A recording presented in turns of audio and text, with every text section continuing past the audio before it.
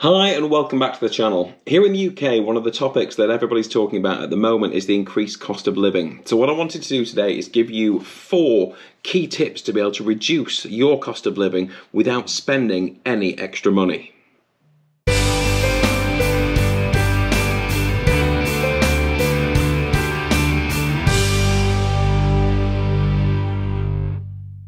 Now let's kick things off with the area where we've seen the most price increases, and that's our utility bills. So tip number 1, be smart with your usage of electricity and gas. Now as our homes get smarter, we have more and more devices which are switched on all the time, and they have to be. But there are plenty of things which don't.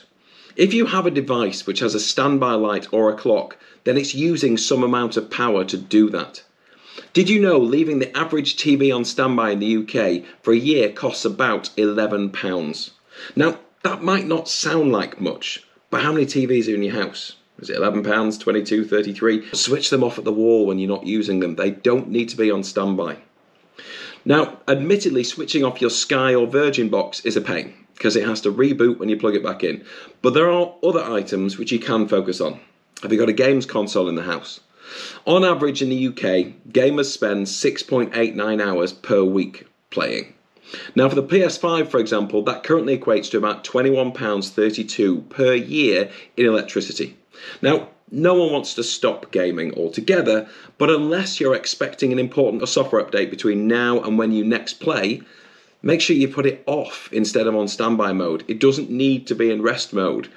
Likewise, set your controllers to switch off automatically when you're not using them, especially if you're using the console to stream TV. You don't even need the controller.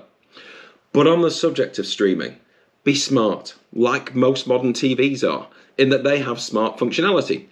Most either come with a main streaming service pre-installed, like maybe your Netflix or Prime Video or both, or you can add them through an app. If you use the TV to stream your favourite Netflix shows, then you're only paying for one device to be running. If you use your games console or an external streaming device, such as a Fire Stick, then you're paying for 2. If your TV can do it, then let it. Have a wander around your house and find those devices that you haven't used for a lifetime. Are they still plugged in? And do they need to be? Is your computer switched on 24/7? I know I do that too often. If you turn it off at night, it will thank you in the long run and you'll save money because as long as that processor is whirring, it's costing cash. Now when it comes to the more necessary machines around the house, such as the fridge or the freezer, they obviously have to run 24/7. But that doesn't mean you can't use them better. For example, did you know keeping your fridge and freezer well stocked and smartly organised saves power? So why well stocked? Well, if your fridge has plenty in it, then when you open the door and let the warmth in, the device has less warm air to try and bring back down to temperature when you reclose the door. Plus, cool items keep each other cool. Of course, the best solution to this particular challenge is to have the door open as little as possible and for as short a period as you can. It's for this reason that a well-organised fridge or freezer is energy efficient, because you'll spend less time rummaging with the door wide open. Lastly, on fridge freezers, make sure you don't put hot items in there. Let the room temperature do some of the work in cooling food before you pass the job onto the fridge or freezer. The other big power draw which gets frequent use is your washing machine. The main cost of us using a washing machine or dishwasher is heating the water. Therefore, save money by washing your clothes at a lower temperature. Most clothes will be perfectly clean after a 30-degree wash. The difference in energy consumption between a 30-degree wash and a 40-degree wash is about 40%. Plus, if your clothes have been worn a few times, do you still really need a white wash and a separate coloured wash when you could just do a single wash at a lower temperature? Now moving on to gas. Start with the obvious thing. Gas is used to heat the house and water as a rule, and of course cooking. But if we start with the heating, if you're cold, start by heating yourself before you heat every part of the house. Put on a jumper. Or, if you have thermostats on your radiators, turn the rooms you're using on, but turn the rest off. Only heat the house when you're in it. Use the timer that's on your heating to reflect your work and social pattern or that of your family. There's no point heating an empty house. Hot water. So turn off the hot water when you're not using it. If you've got no showers planned, don't heat the water twice a day. There's absolutely no point. You're just going to have it sat there, gently getting cooler for you to then pay more to heat it back up. Now, on the subject of cooking, when you are cooking, be efficient. If you can cook 2 sorts of vegetables in one pan, do so. If you can cook a little bit more than you might eat today, so that you can then maybe put some in the fridge once it's cooled down to eat tomorrow, do it. Why use 2 lots of energy cooking when you can just use 1? Tip number 2, once you've worked on reducing how much power and gas you're using at home, is then work your way through your other monthly outgoings. Now, there are some that are going nowhere, such as council tax or TV licence. However, make a list of the ones you can modify, which will be most of them, and start browsing online or calling these companies up. For example, and it'll probably be your biggest outlay, are you on the very best mortgage rate at the moment? Now, don't get me wrong, if you end your current mortgage and move it to somebody else, there might be some fees incurred, and that might be enough for you to go, no. But you might be out of your time period, in which case there might not be fees. But even if there are, some of those fees might actually be less than the money you could save. But have a look. Don't take anything for granted. If you haven't looked for a little while, check today. When you look at the services in your house, are you out of contract on your broadband or your TV service or in your mobile phone? See, if you call your broadband or TV provider and ask, you'll find out. Now, if you're out of contract, tell them you're willing to tie into another contract, but you want to pay less and you want to see what they can do for you. You've nothing to lose by asking. But likewise, even if you are on a contract, you've still got nothing to lose by asking. So call them and say, I want to spend less. How can you help me make that happen? And see what they say. But make no mistake, if you wait for them to call you and offer to reduce your bills, you're going to be waiting a long time. For your mobile phone, could you make your current handset last just a little bit longer without renewing the contract for a new one? Because you've got to bear in mind, when you take a new contract and they give you a phone or you pay a small amount towards the cost of it, your line rental is split between paying for the phone and paying for the line. So that gives you your calls and your data and your minutes. So once you get to the end of the contract and the phone is technically paid for, say if you're 25 months into a 24-month contract, then that percentage of the bill that was buying the phone, you shouldn't be paying anymore because the phone is paid for. So you need to get on the phone to them and either maybe make your mobile phone last a little bit longer and then just move on to pay as you go. But if you do want a new phone, make sure you get one as soon as your existing contract is up. Otherwise, you are paying them for nothing. Don't let that one slip past you. Now, tip number 3 is particularly close to my heart because it's one that we've benefited from for about 3 years, and that is cashback websites. Now, the big ones are Top Cashback and Quidco.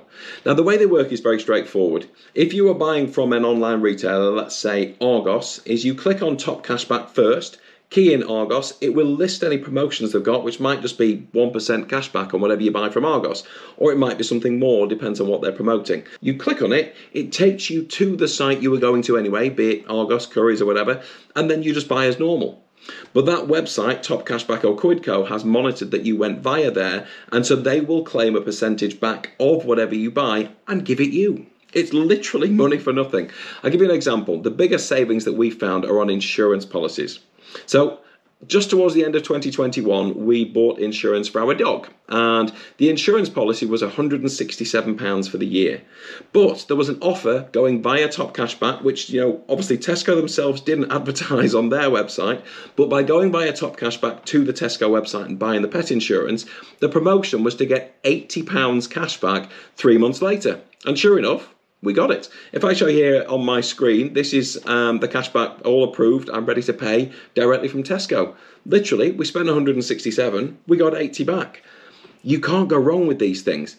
There are also some more specific promotions periodically that are through retailers, which you'll never see advertised in store. So, for example, we also recently bought a TV from Currys. Now, this particular model had a 15% cashback offer on Top Cashback, so we went via there, bought the television. Television was £400 and the cashback was 15% of net.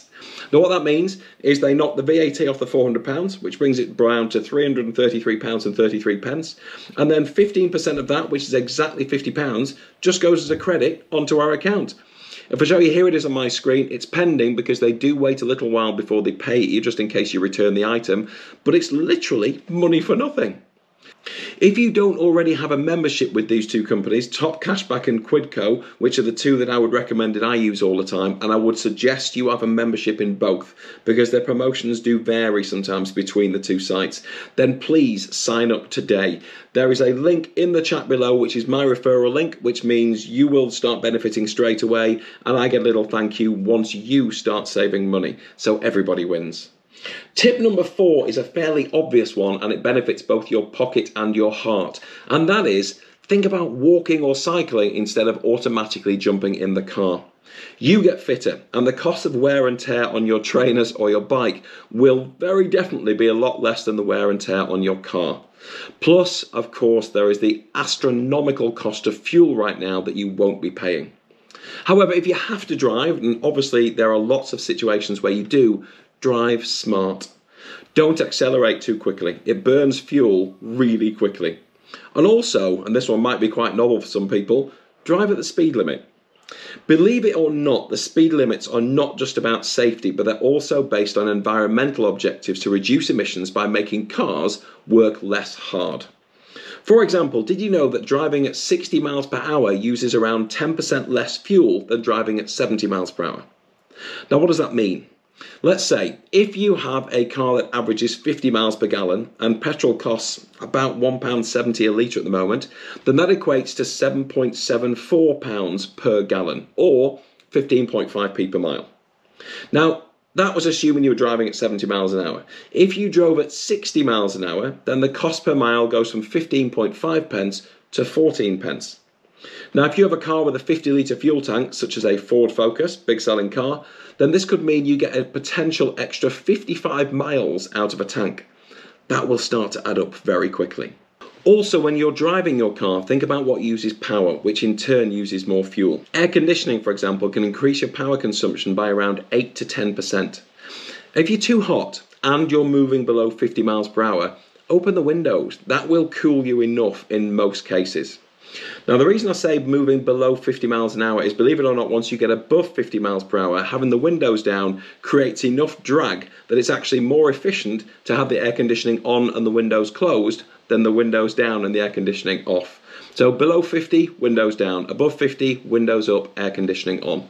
Now, opposingly, if you're too cold, warm yourself before you warm the whole car, much like we said earlier about the house.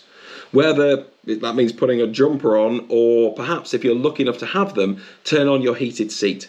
Tesla, for example, recommend that if you want to make your battery last longer and it's cold, turn on your heated seat before you turn on the air conditioning, because it's much cheaper to heat you than the entire environment.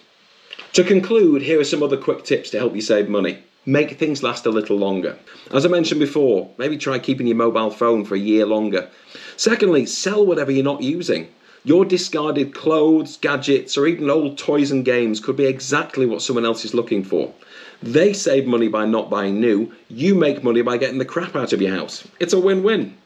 And last but not least, to save money, subscribe to my channel. If you haven't already, please click the button now.